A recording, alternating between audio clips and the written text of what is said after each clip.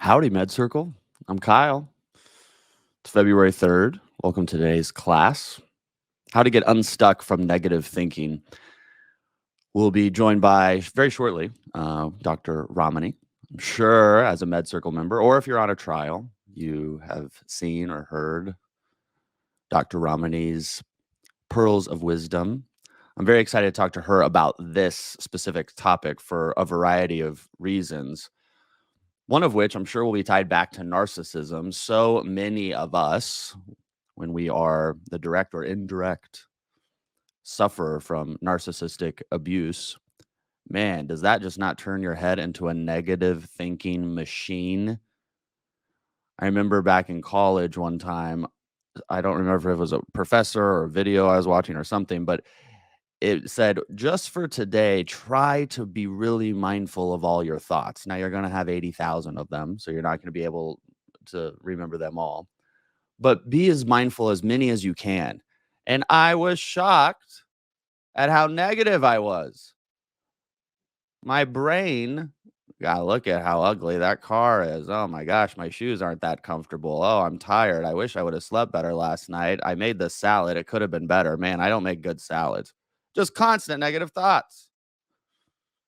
When is it okay, though, to have these negative thoughts? When does it become a negative behavioral pattern? Let's get into it. Let's bring in Dr. Ramani. Hi, Kyle. How are you? Hello, everyone. I'm doing fabulous. You look great. Thank you for Thank being you. here. Thank you. My pleasure. As a licensed clinical psychologist, are negative thoughts ever, quote, healthy for us? You got to remember where negative thoughts come from, Kyle, right? Because negative thoughts get a really bad rap, but they do have a function for us. Negative thoughts protected us. I mean, they've always protected us, right? If you think of us evolutionarily, we actually are better at remembering negative things than positive things because remembering the negative things would keep us safe. The plant that was poisonous, the place where the tiger was, whatever it may be, those negative thoughts tend to be protective. Our memory systems do a really nice job. So there's even a preference for our minds to hold on to the negative thoughts. To hold on to the positive thoughts actually requires more intention. We Mm, have to put in a little more effort to say, I've got to remember the good stuff because we immediately go to the negative stuff because it's easier. So this idea is that do they serve a function? They can. I mean, they can keep us safe. They can keep us informed. They may allow us to take less risky kinds of chances. Like we might say, the last time I did something like this happened. Or, when I've taken these chances, it hasn't worked out, or I need to do more of my own research. So if we do walk around like constantly like, oh, everything's great and everything's wonderful, there is a chance at making bad choices, bad decisions. So and it really depends on what we call about negative thoughts. If it's the things you say, my shoes are ugly, my car is ugly, not so much that. But some negative thoughts, like, I need to be careful when it comes to, I don't know, financial decisions. I tend to be impulsive. I'm not always so great with money. Might be true for somebody. Then that mhm, person might be wise to say, let me hold off a minute and actually talk to somebody who has more expertise in this. mhm, mhm. For those who believe they suffer from chronic negative thinking, Mm. what do you think would have to be true for that statement to be true? You got to remember, Kyle, is like when, this idea of chronic negative thinking, one could say the short word for chronic negative thinking is depression. Mm, In fact, if you look at what cognitive theorists like Beck and Ellis think about depression, they actually believe depression's a disorder of thinking, not mm, feeling. So mm, they would say that depression's just is chronic negative thoughts. And in fact, in people who are depressed, chronic negative thoughts about the future, about themselves, about other people, about the world at large, that tends to be, again, my shoes are ugly, my car is ugly, life is always going to be terrible. I'm always going to feel like this. That's depression. Now, yeah, the other place chronic negative thoughts appear is anxiety. Something terrible is going to happen. I'm going to fail this test.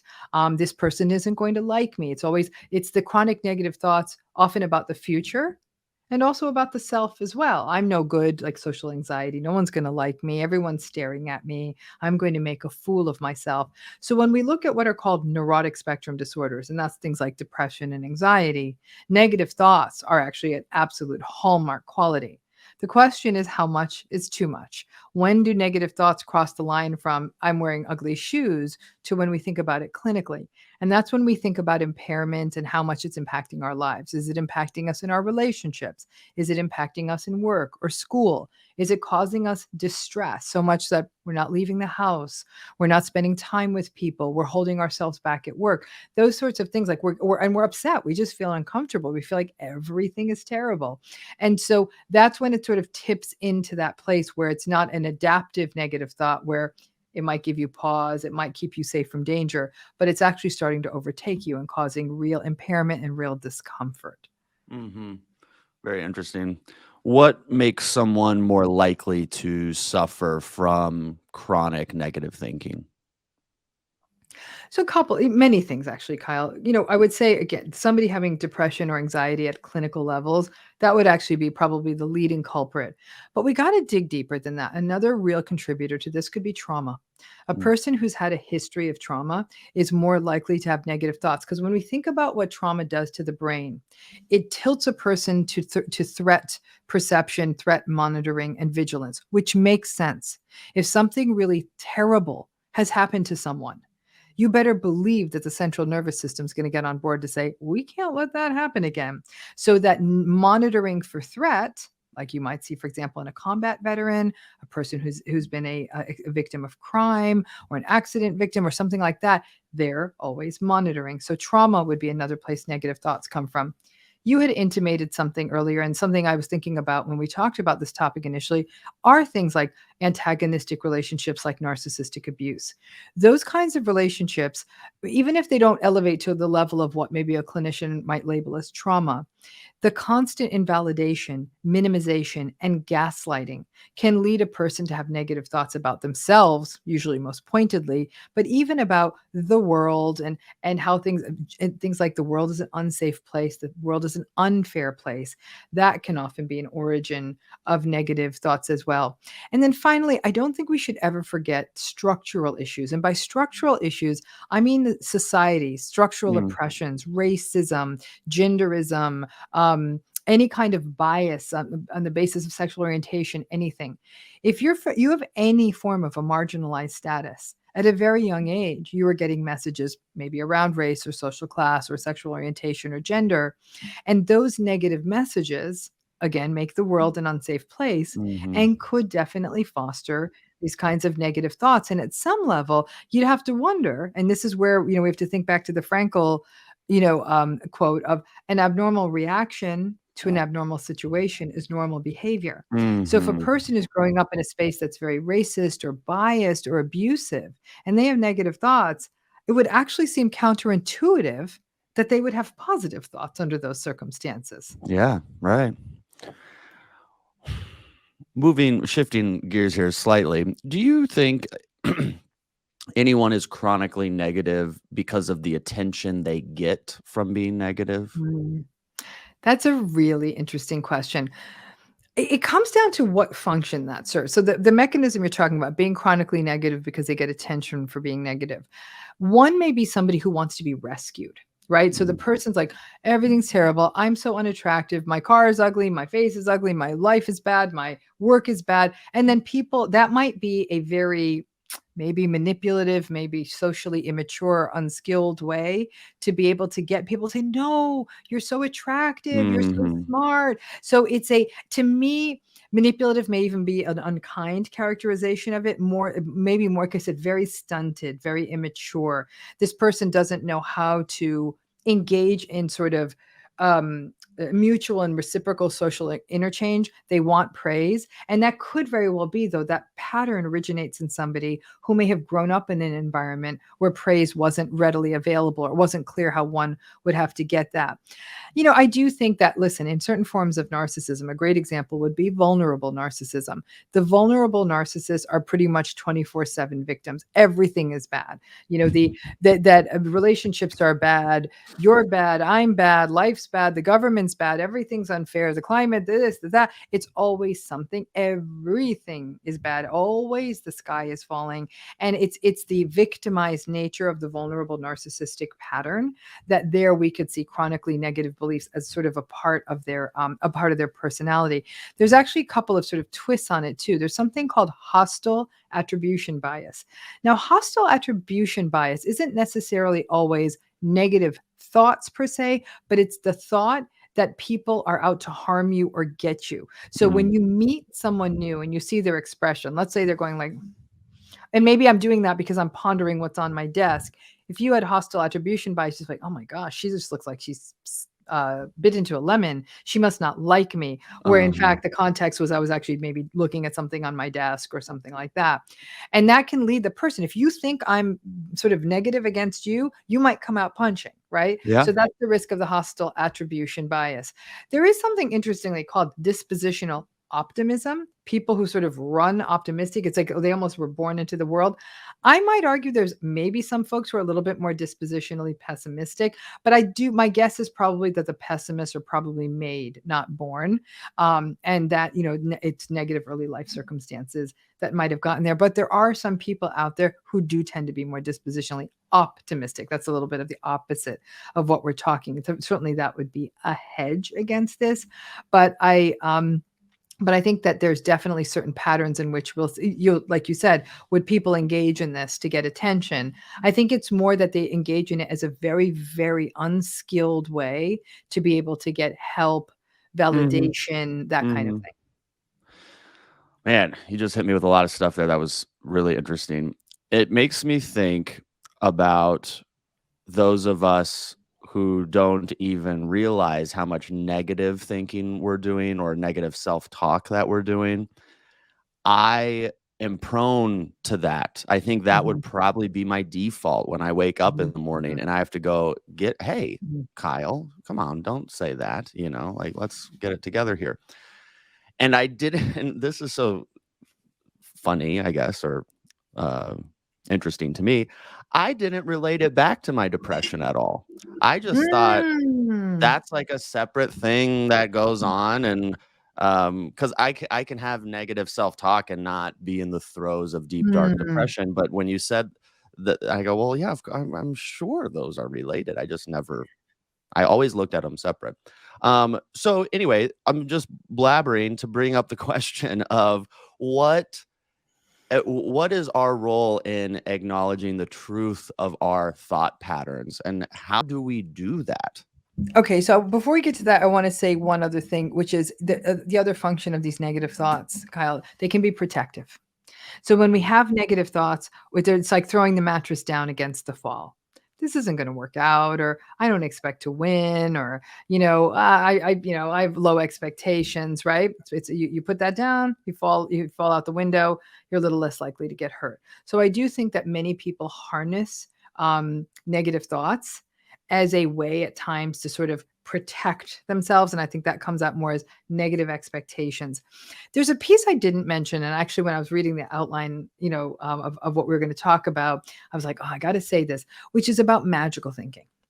And by Oh, yeah, you magical talked about thinking, this on right? MedCircle. So magical thinking is this idea of if I think something bad's going to happen, then maybe something good's going to happen. Or if I think something good's going to happen, then I'm going to jinx myself. Now, I grew up in a South Asian home, an Indian home, and we believe in the evil eye. And I think in way I took the evil eye, I've almost expanded this to I'll jinx something. If I say this is going to go well, then oh my gosh, I'm setting myself up to fail. I got to say it's going to go bad, or like don't say that. What if so it's throwing the mattress down against the fall. And so I do think that we hear certain sayings like pride goeth before a fall, or the tall poppy syndrome you hear about in Australia and New Zealand, like you can't sort of be the standout. So in some ways it might be these kinds of more self-effacing negative beliefs because they are protective. And so or some people who walk around and say, I think this is going to go really well, that might feel like hubris. That might feel grandiose. And part of this also comes down again to structural issues like privilege. I think the more privilege somebody has in a society, the more they're able to say, well, this is going to go great.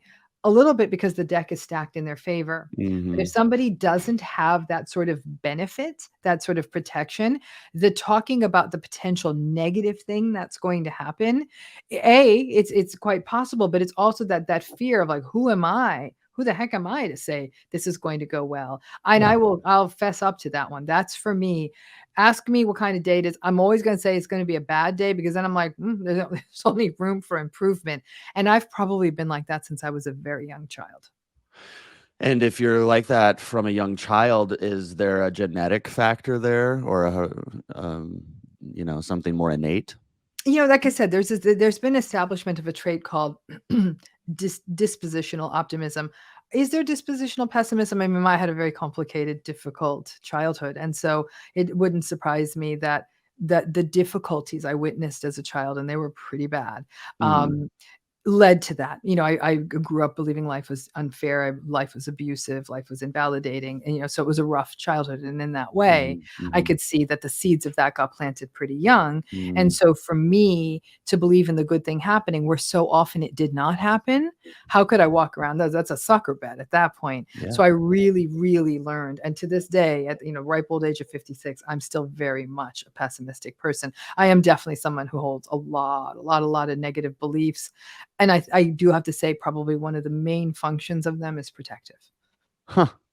Really interesting. Thank you for sharing those personal parts of your life with our viewers and with me, Dr. Romani. This next section, I'm actually very excited about. I know we're talking about negative thinking, so we're supposed to be like, "Man, this is all negative," but these are cool.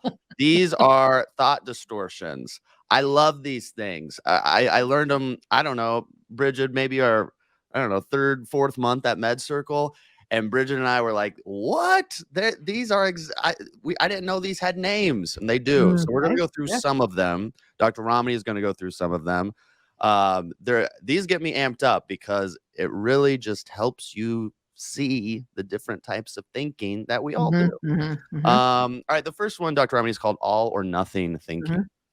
It's exactly what it sounds like. It's very, we also sometimes call this black or white. Like if it's not perfect, then why do we bother? Or why if, for example, if it's cloudy on your wedding day, we shouldn't have a wedding. This is going to be the worst Yeah, wedding ever. It's going to be the worst day ever. Oh my gosh, it's all ruined, right? yeah, And so the all or nothing thinking is usually that the one bad thing is then generalized to the entire thing and everything's bad at that yeah, point, versus like actually cloudy day is a great day for a wedding because you get much better photographs because yeah. the bounce of the light is so much better.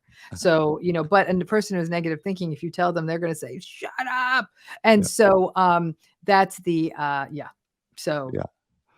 Oh man, I guess I still do that. Not as much anymore, but man, yeah, that's a big one. Okay, next one is catastrophizing. yes, catastrophizing, if we were to say there was the jewel in the crown of anxiety and anxiety disorders, it's catastrophizing. So a person gets a C on a test at school and they say, I'm on my way to being homeless. Like, I might as well look for a box now. It's over. I am going to be homeless. And you're saying, oh my gosh, you got a C on a test. And it is the one little thing, the person doesn't call back for a third date. I'm going to be I'm going to die unmarried and with never having children. A person doesn't get into the college of their choice. I'm going to be a failure. I might as well, accept that I'm never going to have a decent job. Like it's one thing happens, and then that gets escalated into everything's always bad. This is a classical thought pattern in all anxiety disorders. You could imagine if you get a C on a test and you actually think you're going to be homeless, or at least your life is going to be ruined, or never have a safe place to be, or never be able to feed yourself. I'd be anxious too, Mhm, right? So it's mhm. that jump. It's that jump to absolute, complete scorched earth. And so that catastrophizing it actually can really contribute a lot to panic. And we see people who have panic disorder and panic attacks. It's the catastrophizing that's the issue. And it seems to me that they're kind of layered on top of one another. Like the all or Mhm. nothing thinking goes hand in hand with the catastrophizing. Yeah. Correct. And Correct. can we push it in the other direction where I go, I got an A on the test, and that means I'm gonna get into Stanford and get $1 million job when I like do the opposite? Do you ever see Um, that? Yeah, I'll even see the person who gets the C on the test, and if they're grandiose enough, they'll say, "Psh, I got a C. That just tells me you that I ain't even wasting my time on all this school stuff, and I'm Yeah, just right, too of good for course. the like." You know what I'm saying? So it's the I think that when we're I think that when we talk about positive beliefs, but we talk about them from a healthy stance, then we'd say the person who gets the A would say something like, "Wow, I really worked hard to prepare for this test," or "I really understand the subject material. This was gratifying." The person with positive beliefs who gets the C might say things like, "I didn't put in the right amount of time," or "Next time I really should work with the teacher of this class to see if I could, understand the material before. You know what? This I didn't love this class, or it's going to be fine." Or but there's a sense of being able to self-soothe in the face of the disappointment, and the ability to view the accomplishment realistically. The Yeah. negative thinking person, if they get an A on the test, they'll still find a way to say, well, this is an easy class, or I Oh, knew this particular section yeah, already better, but the next one I'm going to get hit hard on. yeah, yeah. And isn't it all aren't we all in all those forms, we're trying to self-soothe ourself, are I we? think that, I would say that we're trying to make sense of things, Kyle. Right, right? Mm, That's what human beings do. We're different than every species in that way, that we do try to make sense of things. So when we get something good, bad, or indifferent, when we have an experience, we often try to make sense of it. Sometimes we ignore it. We're saying, okay, I got a B on the test. That's perfectly fine. You move on to the next thing. But more often than not, when there's something, especially when we're being evaluated or something has some significance, we do attempt to try to extract, what does it mean? What is this about? What do I need to do differently sort of next time? And I'm using this example of a test. It could be anything. It could be the pie you burned, or the dinner you burned, or taking the wrong directions somewhere, or showing up to the airport later than you should have, and saying, mhm, I can learn from this. The catastrophizer coming to the airport late. I'm going to miss the flight. I'm never going to get to take another vacation. I can't believe this. I'm going to end up sleeping in the airport terminal. The positive person says, okay, let's hustle up, but we know that there's other flights going out. And worst case, we'll just sort of have a fun little boozy night in an airport hotel. There's a mhm, different way you could think of it. And part of this, as you could imagine, also relates back to larger order issues like resilience and all of that. yeah. Number 3 here is overgeneralizing. Okay. Overgeneralizing is where a person takes one event and then they sort of carpet the world with it, right? So overgeneralizing would be the sort of thing where, and it has an all or nothing feel, but like one experience means all experiences are going to be this way or feel this way. Or you meet, let's say the person moves to a new city and they meet someone and they're kind of rude and say, "Oh my gosh, my guess is everybody in this Yeah. city is going to be really rude. I moved to a rude city." So it's just taking one experience somebody's had in a given situation and generalizing it, to all circumstances, perhaps in that, like, for example, in a region or a place, like, "Oh gosh, I took this one professor is terrible for this class. I'm going to have a really bad experience at this college." Or, it's taking the experience and then making it an exemplar of everything that's going to happen. We see overgeneralization not only in depression, but anxiety quite commonly. And these are really all these things you're talking about, all or nothing thinking and catastrophization and overgeneralization. These are the kinds of cognitive errors that most pointedly really we observe in depression. And so cognitive behavioral models of depression attempt to address these cognitive errors. Would somebody who said, "Oh, I got bit by a dog when I was 5 and now I'm afraid of dogs," would that be an Mhm. overgeneralizing thing? Yeah, Okay. that would be a great example of overgeneralization. Yeah. Oh, thanks. Should statements. So Aaron Beck once famously said, "We all need to stop shoulding all over ourselves." And Yes. and it's the word should. Think about it. So let's do a little experiment here, Kyle. Mhm. Talk about something in your life and put it as a should statement. Talk about something in your life where the word should is the way you talk about it. Well, I should eat way healthier, and I should Okay. drink more water, and I should, cultivate relationships with my family in a more meaningful way. Okay. So you say those things. So what's the underlying kind of assumption of those I should be eating healthy, I should be having these healthier relationships. What's the sort of meta meaning lurking under those statements? Well, that I don't deserve, uh, healthy food in my body or meaningful relationships, or I don't have meaningful Mhm. relationships. Or I'd go a little even deeper than that. I'm not good enough. I should I'm be not doing good. this. I should be doing that. I'm not doing these things, so I'm not good. I'm not good. I can't even eat well. I can't even have these relationships. That word should implies a expectation we're not meeting. It implies a condition. And for a lot of people, they experience it as letting themselves down. Hmm. I should be eating healthier. I'm not eating healthier. Ergo, there's something not right about me. I'm not taking care of myself. I don't value myself. I'm sloppy. I'm lazy, right? There's all these words that hide behind should. And most of them relate to negative beliefs because we're not doing the thing. It's imagine you're sitting on the sofa. It's the end of a long day. Get your feet up. You got a bag of chips on you. You're watching the TV and you're like, I should be doing the laundry. Well, you're not doing the Mm. laundry, are you? Mhm, You lazy, mhm, you know what? But in mhm. fact, when we put it like instead of saying, I've had a long day and I just need to put my feet up and be in that moment, recognizing, sure, that laundry could get done. It'll get done another day. But when you frame it, not only have you stolen away from this sort of time you've created for yourself to take a break, you've also devalued yourself in that moment with the shoulding. Should is a dangerous word. Okay, well then, what if I've been sitting on the couch all day and I've watched TV all day, and now it's the end of the day, and I'm going, well, I should be doing laundry. You know? You should, okay. So sure, I guess you should be, but you didn't. And so No. now you've taken the not doing it and turned it into an even greater source of distress. Yeah. Yeah, exactly. Let's take your dirty clothes and now make you feel guilty Good, good, about because it's already bad enough, right? And I think the more important work is what happened here? What resulted in the sitting on the couch all day? Because I'm going to tell you, Kyle, I'd need to know context to know if that sitting on the couch all day was necessarily a bad thing. Sometimes we need those days. And if somebody says, I sat on the couch all day and watched TV, the first thing going through my head is like, oh my goodness, they're depressed. I'd say, tell me about your life. Tell me what's been Yeah. going on in your life. And they say, I actually, like, you know how difficult things are in my life right now. If Yeah. somebody found out, they'd probably be like, go girl. I am so glad you sat on the couch all day and watched TV, right? Yeah. So whereas someone else, they'd say, you did what? You have a big deadline tomorrow and you chose to sit on the sofa. I'm a little worried about you. You need context. Yeah. Yeah. Huge. All right, we got two more here. Next one is called personalizations. Right. Now, anyone who's ever listened to me talk about narcissistic abuse knows that personalization is a huge one. It's when, so this is going to take me back, and I'm going to sound like a very boring professor now.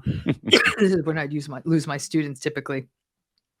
When we talk about depression, we talk about something called attribution bias. People who are depressed think that things are always going to be bad, that they think that they're the cause for the bad things. Okay. Excuse me. And everything is bad. Okay. So they're stable, internal, and global. That's what makes a sort of a depressive attribution. And people who are attribution theorists around depression look at these negative thoughts in these different ways. People who are not depressed or a little bit healthier say things like, oh, this could change. There's things out of my control here. And yeah, some things aren't going well, but other things could go, other things will go better. That non-global sort of way of viewing things. Personalization is huge for people who have negative beliefs because people who hold negative beliefs almost always, notice I'm saying almost, I'll talk about the difference in a minute, will often, I should say, blame themselves. This is my fault. I did this. Sometimes it's for very clear reasons. It's my fault. I'm dumb. I'm foolish. I'm ridiculous. I'm anxious. And sometimes for magical reasons, like if only I hadn't, if I hadn't done this thing or that thing, it's like the step on a crack, break your mother's back kind of magical thinking. But it's about them. And any of you who have heard me talk about narcissistic abuse, I talk about personalization as being a major, major driver in really making all the abuse in the relationship feel a lot worse. Okay. So that's the personalizing piece, that where we blame ourselves for things sort of being bad. There's another sort of subcategory of personalization that's not nearly, I'm not saying that that one's healthy, but this one's actually worse in the sense that it's, why does everything bad happen to me? It's like a self-victimized stance, right? So it's like everything bad happens, but it only happens to me. I suffer more than anyone else. Nobody ever has my back. It's like, what is it about me? What is it? And so it's more of a victimized personalization. It's also a negative belief, but that one actually can sometimes also be more of a headache for other people. The other form of personalization, this is my fault. I'm to blame. I'm the one who made this mess. You can see how that negative belief can really, really hold somebody back, do a number on them, and take a tremendous toll on them psychologically. Oh yeah, yeah. Let's go in. And by the way, we were just talking about narcissistic abuse. At the time of filming, this is live. So if you're watching this live, this is super relevant to you.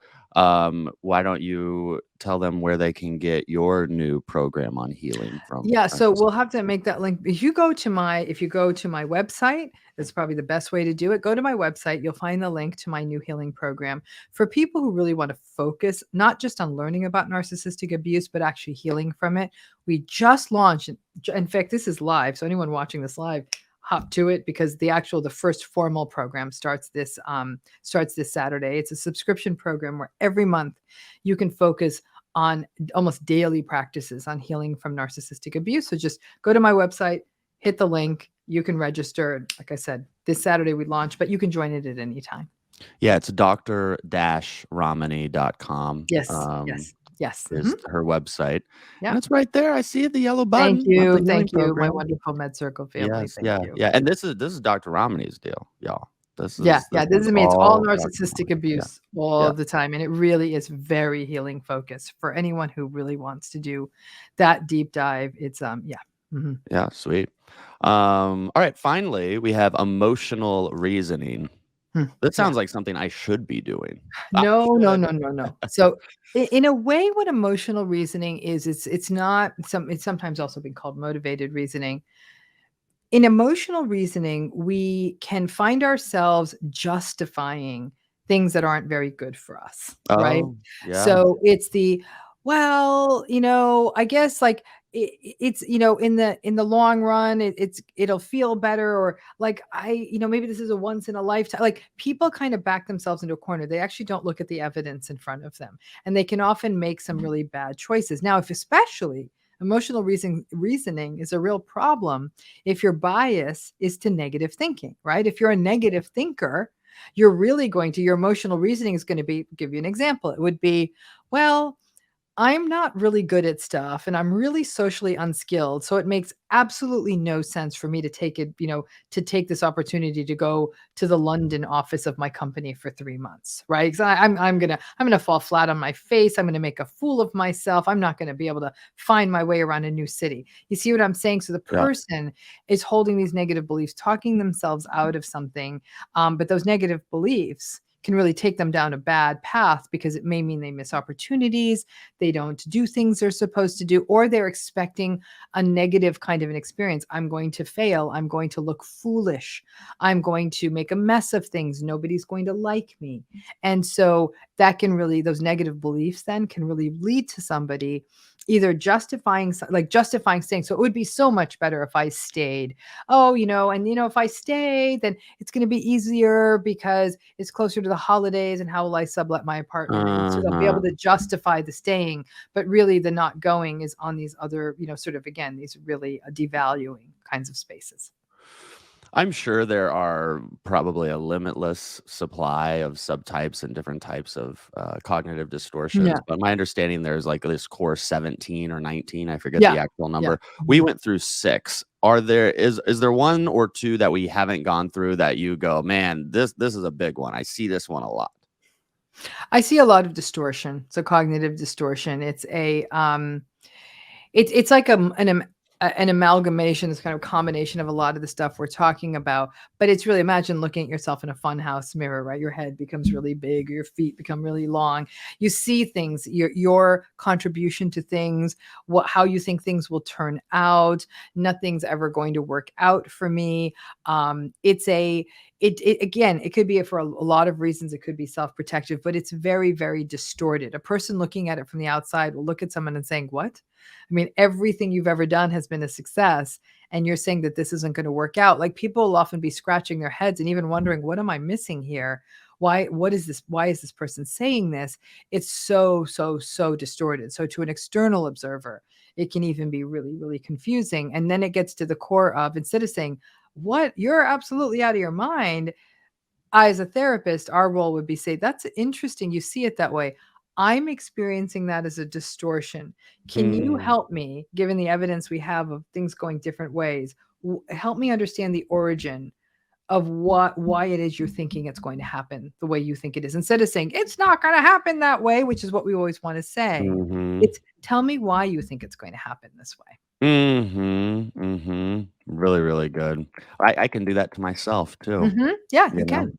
You absolutely can, because I'm telling you now, for me, every road, I do that all the time with myself. Every road takes me back to self-protection and the sort of evil eye-ish. If I say it's going to go well, it's going to fall apart. And when I say it's going to go back, I mean, Kyle, I'm not kidding you. In my DNA, I believe that if I can convince myself something's going to go badly, it'll go well. And that's really unhealthy. That'll go well, Mhm. yeah. Yeah. You know, when I was really young, I mean, I'm talking kindergarten, I Mm. if I have memories from back then, maybe it was 1st grade, I don't know. I would get little reports back or tests or whatever, so I guess it wasn't kindergarten if I was getting tests, so I was a little older. Whenever you start getting tests, and, I would think when the teacher was handing me that graded test back, I would think I failed it. I failed it. Mhm, To mhm, your mhm, point, mhm. not because I really if someone asked me, "Put some money on this, did you fail it?" I'd be like, "No, I probably didn't fail it." But if I had negative thoughts towards this, then when I got it and it had a 95% on it, I'd be like, "Aha." Like, I had control over that somehow in my Yep, negative thinking. yep. And you said such an important word right there, Kyle, which is control. The Mm, one thing that people who are anxious more than anything in the world want, they want control, right? Because mhm, everything feels out of control. What is the future gonna be? What's this? What's that, right? And so in that moment, almost saying like, "This is gonna be terrible," right? That then there's this strange sense of control, because now you're already on top of your emotion, like you're already sitting in the dejection, you're already sitting in the disappointment, and then the thing comes, and it's often better, and then there is also a lightning, but you do feel it more, you feel more in command. But again, it's not good for us, because mhm, language matters, the way we talk to ourselves matters, the way we talk to others matters. However, when we've had enough experiences, like people have had experiences where they'd go all in and say, "I got this, I'm going to do this, it's going to work out," and then it doesn't, or even worse, like they really, really take a hard hit. There's going to say, I've had two experiences, that one in 6th grade and one when I was in my late 40s. And in both, it was the only two times in my life I thought, "I'm going to do this. I'm going to succeed. I'm going to win." And when I say, I mean, 6th grade, how much can you crash and burn? But it was, to me, it was the 12-year-old crash and burn. Like it yes. really felt terrible what happened to me. But as an adult, the very first time as an adult I ever believed in myself, I almost ended up bankrupt. I never believed in myself again. Never. I just go out there and say, "I'm going to do the best I can, but I think this is going to fail." And it was, and there's your all or nothing thinking. One thing, I mean, the thing that went epically wrong. And I did recover. And actually, that was my triumph, that I did recover. But since that day, I've always hedged my bets. Like I always have plan B, C, D, E. That's the all or nothing thinking, that I'm always going to fail, overgeneralization. Everything's going to go badly. So you could see that that one thing still sends shockwaves into my life. And that was probably over 12 years ago.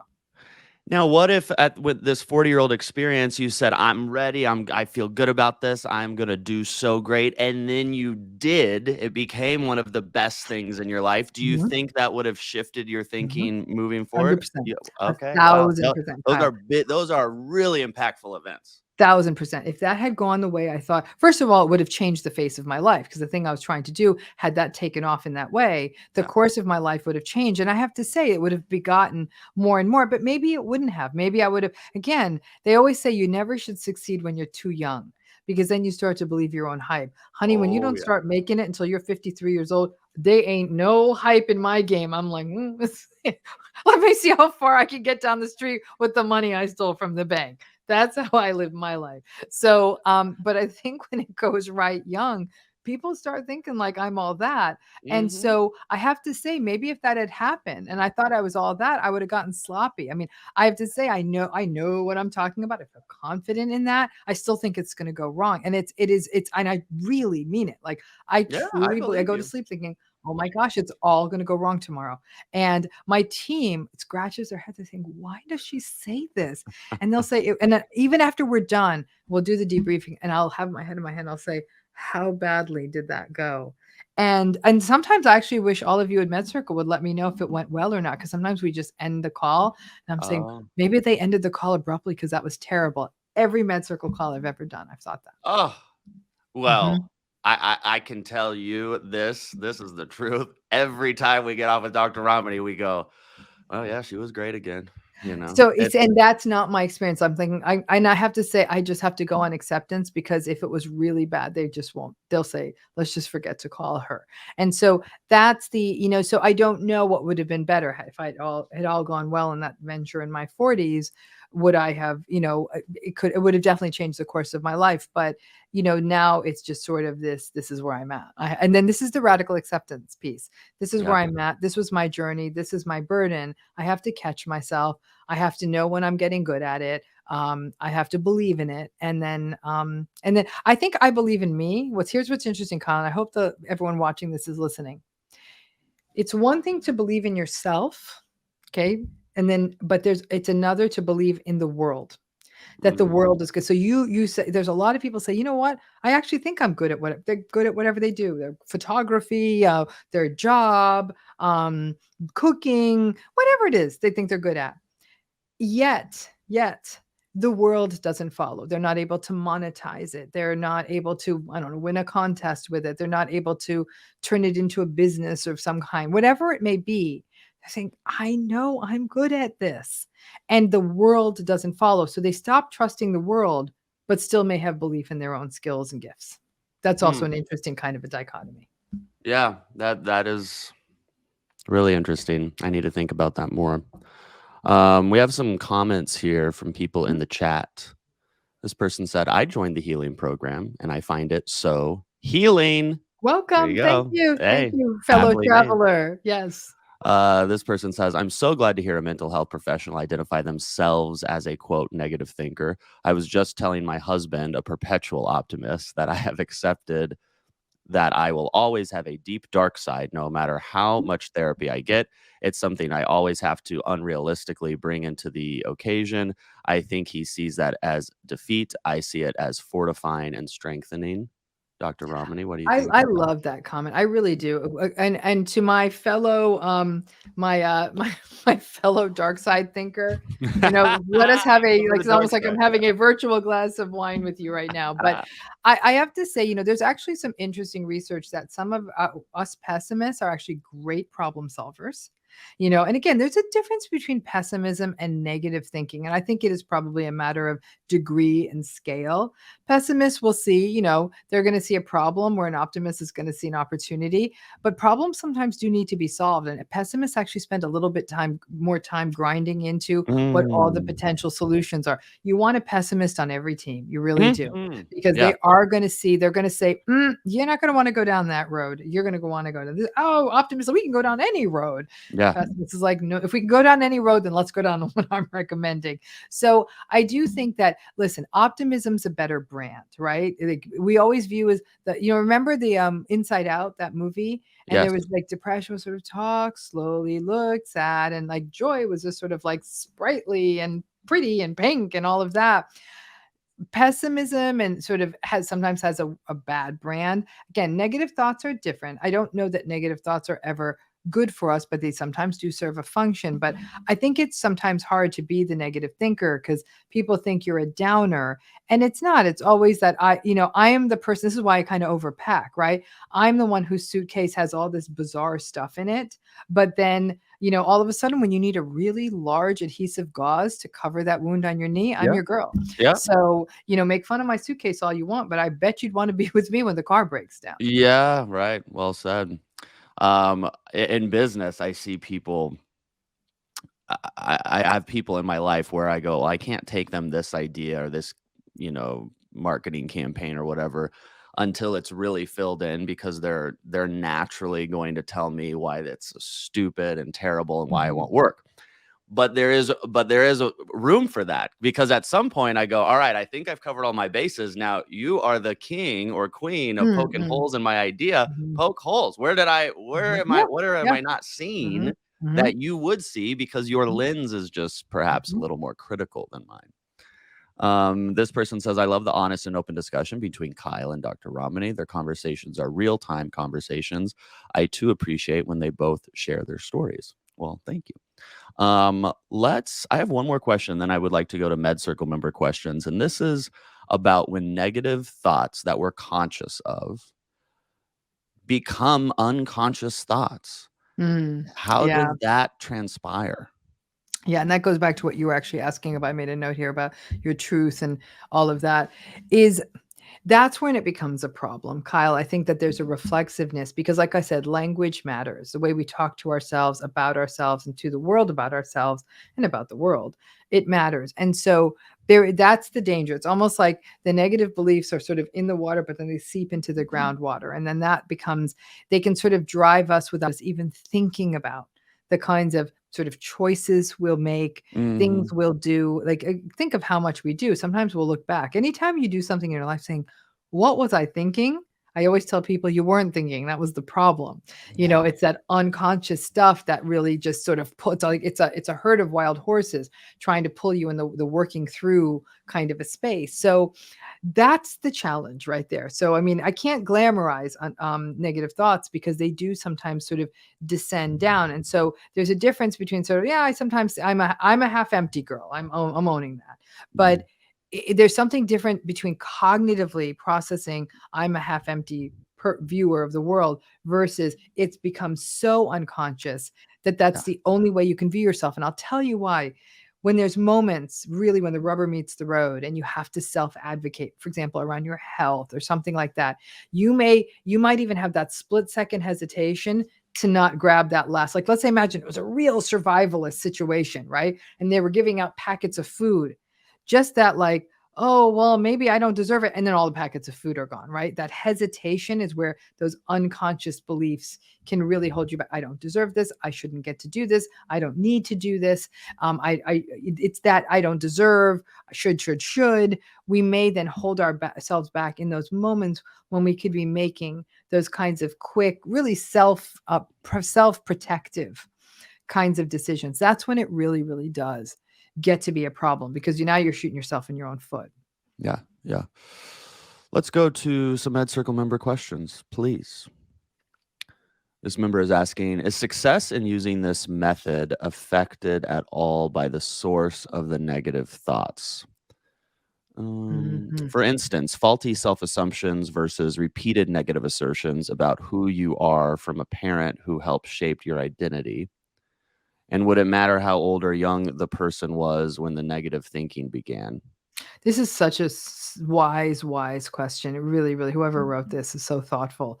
Um, that idea of, remember, negative beliefs can be created negative beliefs, negative thoughts can be created in many ways. For children in particular, a lot of the messaging is from the outside in, right? Yeah. Parents are usually where it's coming from, but it can come from extended family members. It can come from society. It can come from teachers. It can come from peers. There have been kids out there. In fact, Kyle, you and I were even talking about this before we came on the broadcast about kids who really had like loving, great parents, but a bad teacher comes along Yeah. and blindsides them and really, it could really do harm. And I've known many people said, it was my teachers. It was teachers who kept, especially if the child isn't a traditional learner, right? So, oh, why can't you keep up? Sit in your chair, stop this, stop that. The kid keeps getting bad marks. It's just that they're not a traditional learner. And I think our schools really kind of teach to only one style. They don't get in all the vast, range of them. So those kinds of hearing negative things about you from the outside, I do think for kids are a major contributor. But then this person's asking sort of these faulty self assumptions like, I can't do this, or I'm not strong enough to do this. And that might be something where the child themselves came to that conclusion, right? Maybe they tried to run fast and they couldn't keep up with their peers. Nobody told them they can't run fast, but I don't know, for whatever reason, physiologically or whatever, they don't keep up with their peers, right? That Yeah. might be more of like, I'm not fast, or I'm not strong, or I'm not physically fit. That comes from that place, but it's not something you were ever told, right? It's almost like a child sort of piecing together the evidence around them. I have to say that the negative assertions from others, and this is an opinion, to be honest, I don't have data to back this one up, but I actually think the negative assertions from others are more harmful.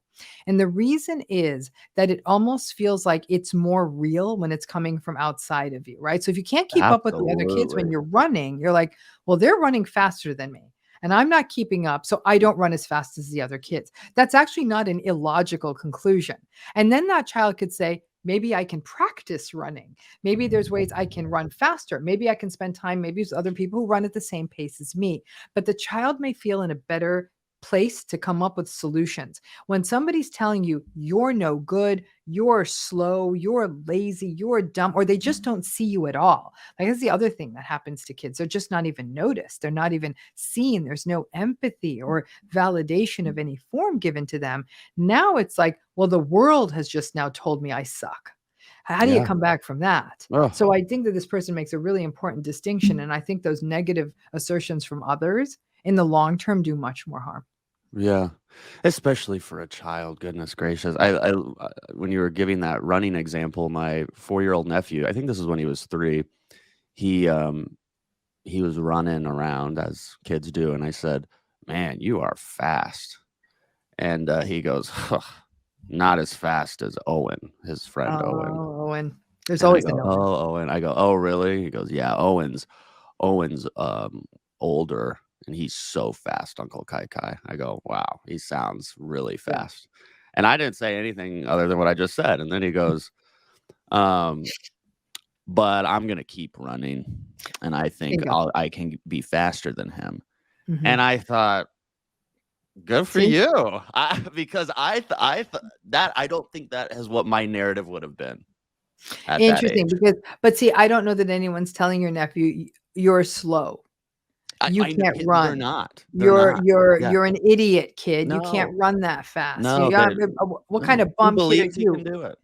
That they Yeah. think of what kids could hear. Let's say that one of the parents is very athletically driven and their child isn't keeping up. And that parent, if they're not a healthy parent, could really Mhm. go with that kid. Those voices, and it's not even anymore about the running. That what does a child distill from that? Yeah. You're no good. Yeah. Gosh, Mhm. really good, really good. Let's go to another MedCircle member question. This member is asking a poignant question. What's the alternative for shoulding? I guess one alternative could be coulding, Shoulding, yeah. because like I could have done my laundry, but I didn't, you know. So what it implies though, coulding implies a choice. I made Yeah. a choice. I made a choice to watch Netflix tonight. I made a choice to stay late Mhm. at dinner. A Mhm. choice feels like a sense of efficacy, right? I could have done my laundry. Nah, Mhm. no thanks. So Mhm. I think there's that piece of it. Um, but I'm not being facetious. I don't like wooding because I think wooding would mean that it's sort of like I would have done my laundry because then there's an excuse coming, right? I would have done my laundry, but that's why I like coulding. I could have, I made a choice. And so I Yeah. would say, in all seriousness, is that when there's that moment where we think that there's things we should be doing, this is actually something I've only mastered recently. Like there's a moment I hit every evening, like I can't write another word, I can't think another thought. And then I say, okay, It is sometimes it's the point I could and no should, but I do the laundry then because that's such a mindless task, and I'll turn a TV, turn something on the TV, and I'll fold the laundry as I watch that, and then I'll say, you know what, you're wiped, Rom. It's put the feet up. And so I think that it's like I could do the laundry, and I'm going to. And I'd say two things: start coulding and take the butts and turn them to ands. I could do the laundry, and I've decided instead I'm going to call my friend, and I've Yep. decided instead I'm going to watch TV, because then you feel as though, okay, that's what I did. And then the next day you might feel like, okay, I had a break last night. I'm going to do the laundry versus I'm such a piece of junk that now I'm a Uh-huh. horrible person. I've got Yeah. the horrible person has to go do her Yeah. laundry. I'm like, no, I could have This done it should have last night. already I'm doing been it now. done if I would have done it last night. Yeah. Yeah. Mhm. Yeah. But I I, like the I, coulding. I'd say the couldn't. Yeah. Yep. Couldn't. All right, let's all go. Let's all could, y'all. Mhm, Let's go to another mhm. MedCircle member question. Could we go to another MedCircle member question, please, Wade? This member is asking, it's easy to get caught in a negative thought spiral when I work from Mm. home and I'm not around coworkers. Hmm. Amen. Did I write this? How can I avoid ruminating on my thoughts when I Mhm. notice the spiral being triggered? It's a great question. It's interesting. I think that, when we and I'm making a note of that because I don't want to lose the second part of that question, the ruminating part. Um, the see my memory's going, so I write things down. But I think that what the pandemic and the work at home thing has caused such an interesting, what we call a bimodal distribution, two groups of people, right? I know so many people are saying, if I'm not around other people, I really get in my head, and that's not good for me. Someone like me is, when I'm with other people, I get in my head. So I'm Mm, much better as a solo act, right? So I think it's everyone has to, first step one is sort of determine how we all work best. But in this person's case, they say sort of the ebb and flow of other people keeps them from getting in their head. And I think that that's a lot more common than we think. So there's a few ways to do that. One is, I don't know this person's circumstance. They may have children or other responsibilities that force them to work at home. But if it isn't too cost prohibitive and it's technologically possible, there are even like office spaces out there, like virtual offices, where you can get even sit at a table where you can have confidentiality and headphones or something like that, where there are still other people around, but it's like a space where they may have the appropriate COVID restrictions. I know that sounds like a big structural change, but for some people, it's a game changer, because even though all the people in that virtual office are doing different things, just the fact that there's other people around, you could run into someone at a coffee pot, you'll see them walking by. That's sort of a structural fix people can make. Another piece is to find out, work with the employer and find out, are there ways we can create sort of virtual workspaces that are more interactional? That might be, it's going to depend on the employer. Another piece is snap yourself out of the rumination, right? Rumination to me is one of the great ways to break out of rumination is have someone throw a bucket of cold water in your face. Since mm, that's probably impractical on the daily basis, the equivalent of that is change up your game. Now, here's where there's sometimes an advantage to working at home. Some people say, wow, I actually had a 20-minute break and I was able to go run on my treadmill, something I never would be able to do in an office. What I really recommend, if you can, and the climate will allow it, is that you get outside for a minute. Sometimes just mm. changing up what you're doing, go outside, play with your dog, call someone, do something to switch up the game, switch your task. I mean, unless you're really being like stared at through your screen by in a workplace. If you have that ability, it's about just getting the deliverables done for the day, or even if you could step away from your workstation for a minute, try to mix things up a bit. And then, again, I think a lot of people I'm seeing more and more offices doing an interesting hybrid mix, like 2 days in, 3 days out, or 3 days in, 2 days out. Work with your employer on that, because you know that that's something that works for you. But if any mix of these kinds of techniques, the virtual, like when I say virtual office, what I mean, I'm actually using the wrong word. How do I put this?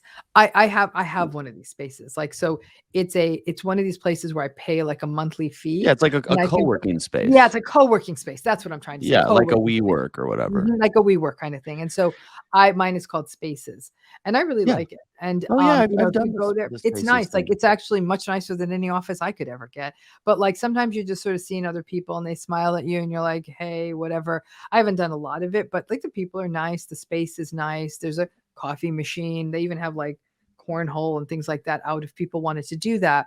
It's not that expensive either, at least where, and I'm Yeah. in LA, so you can imagine that's as Yeah. expensive it's going to get. So, I think that there's different ways that people can do it. And I would say don't pathologize it. People say there's something wrong with me. I need to be with other people. Mm. There's nothing wrong with you if you want to be with other people. I actually think that's extraordinarily healthy. And so you're being kept away from something that's good for you. Understand that you're having a really normal reaction to that. And you want to get out of your head. Other people really can do that for us. So try to see if there's a way you might be able to fashion that, or then create, when you start feeling the ruminating and going down the hole, try to snap it by trying something else for a minute. Yeah, really fabulous. Let's go to another MedCircle member question. This member is asking, I have a nonstop stream of thoughts that I have some serious illness like cancer, heart disease, etc. I start noticing all Mm. those pains, skin blemishes, etc., which I never noticed before. I don't know whether I really have those pains or I imagine them. I'm really good at imagining pains. That reinforces the belief that I am truly seriously sick. It is nonstop. What Mm. can I do to stop it? This is really hard. I mean, someone might say that some of these patterns are what we call sort of hypochondriacal or somatoform patterns.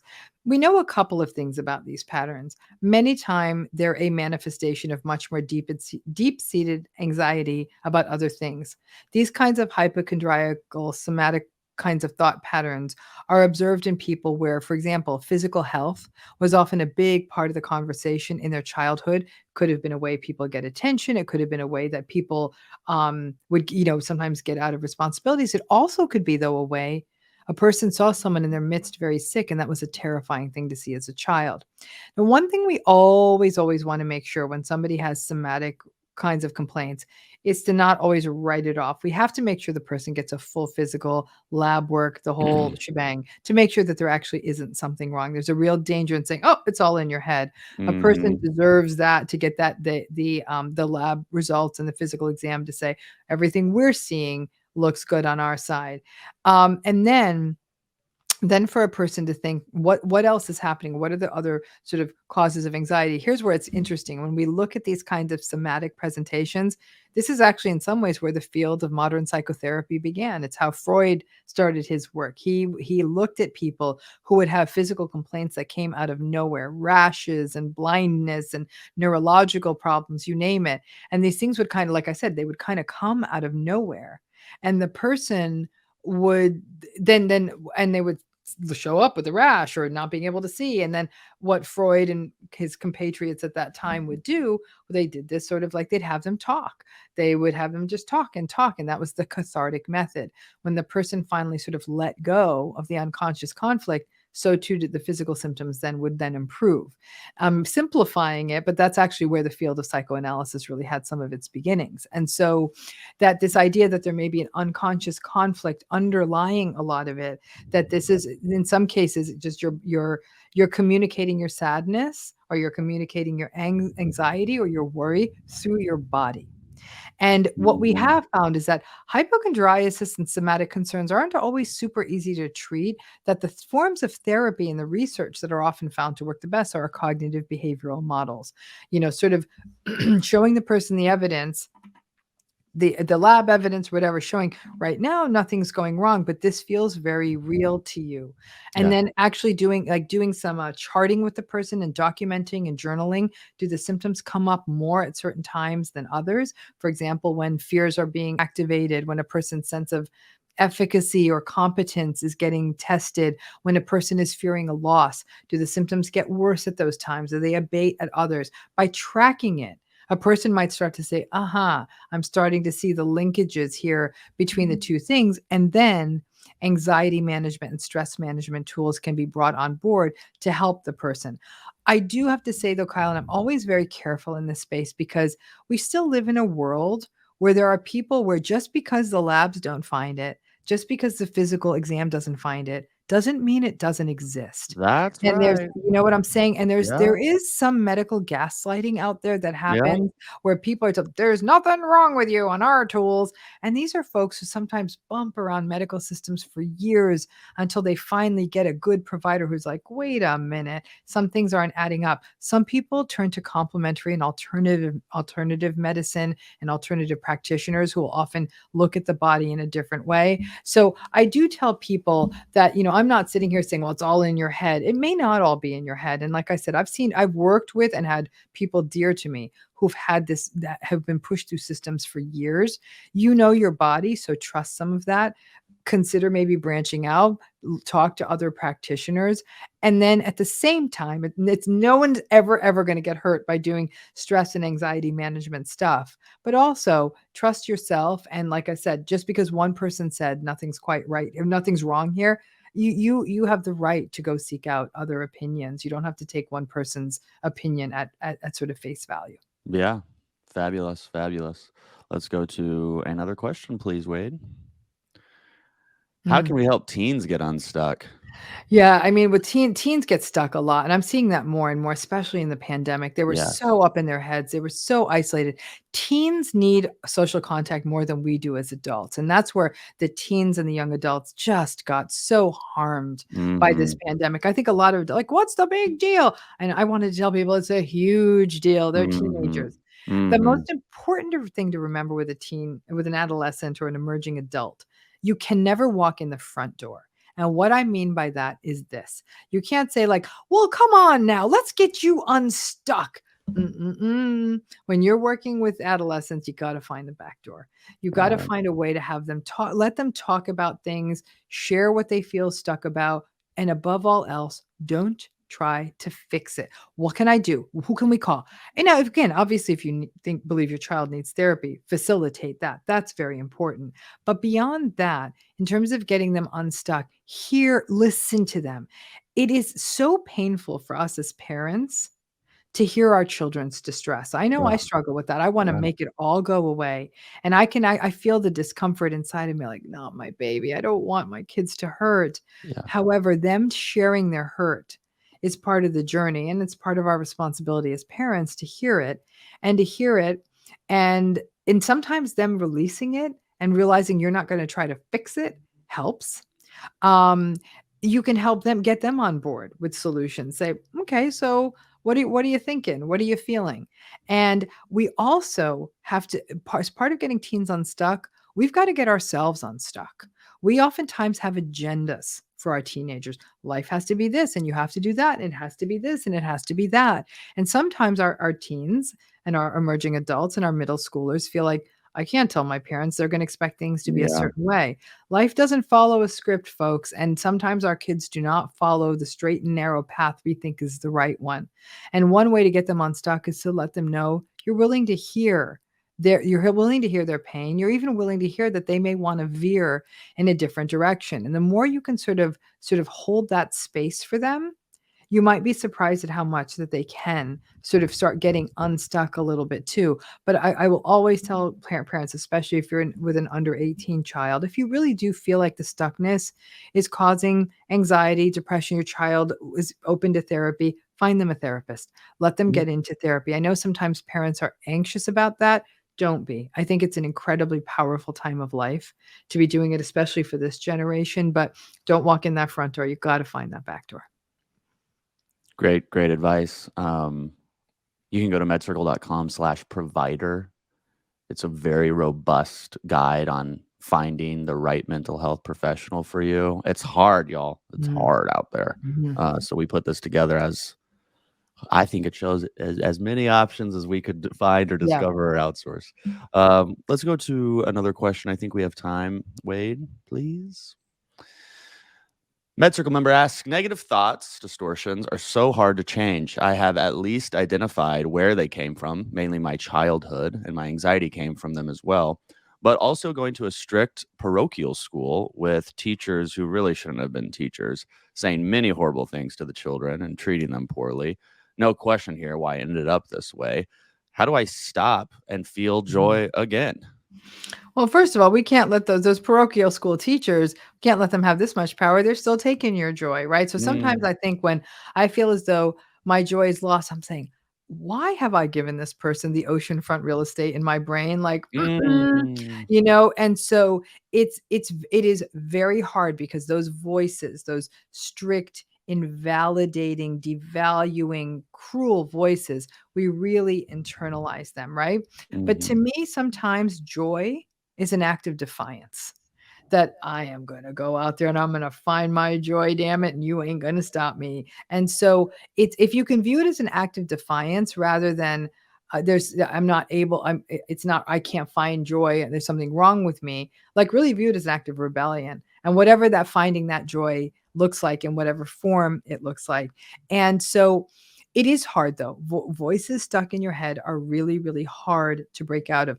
Therapy obviously is a huge tool and pushing back on this. And I'm really glad this person put this question up there. It's so important. Like I just was saying before, it's always easy to make the parents or the bad guys. Sometimes the parents are on point. They really are. The parents do get it. None of us are perfect, but it is sometimes the teachers where some of this stuff starts to present. Like it's Yeah.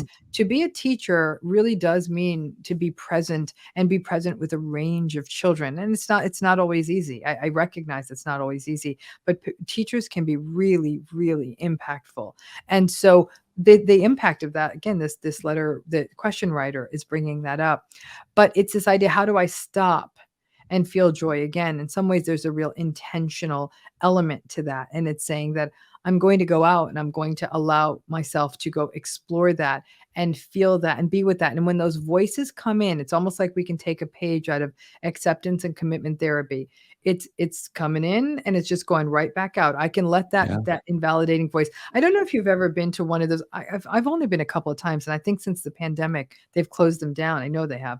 There's I think they're typically Japanese restaurants where food goes by you on a conveyor belt, and Oh, then you yeah. pick off the dish, and then they charge you based on the color of the dishes, right? Yeah. I haven't gone to Yeah. one in years, but I remember sitting there years ago when I went. I thought, oh, this is so interesting. This is such an interesting way to think about negative thoughts because you're thinking, first of all, sometimes also positive thoughts because like I'm like, oh my gosh, that bun got away from me. Like, is it going to come back? So, but the point is, Ah, the thought comes through the conveyor and it goes through, and I don't have to get stuck on the bun. I'm like, ew, that like looks like I'm not a chicken foot eater, so I'm like, ew, that's chicken. I don't want that. uh-huh, And so uh-huh. it goes and it comes, and I don't have to think about the chicken feet again because obviously someone else took them. Yeah. And so if you can have this kind of conveyor belt mentality, it's going to come, it's going to go, no feeling is going to stay.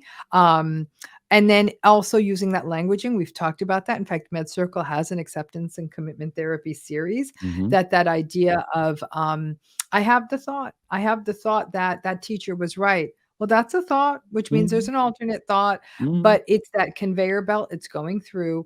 But then and this is going to sound strange because I'm terrible at this. In fact, I had an argument with my partner about this last night, and he's like, "You need to find more joy." And I said, "What do you expect?" And I went to bed that last night, and I thought to myself, "Actually, you have to schedule joy."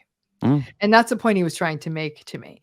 And I thought, in scheduling joy is one of those things. It's not like you go and say, "I'm going to go and have like go to have a week-long vacation. We all can't do that, but like what does my joy time of this day look like? And part of that means even something that's not so elaborate a thing, say this is my joy time. For some person it might literally be the grocery store. Some people love grocery shopping, saying you're going to make this about joy. You're going to take your time. Maybe you're going to listen to a podcast while you're in the grocery store. Your walk is going to be your time of joy.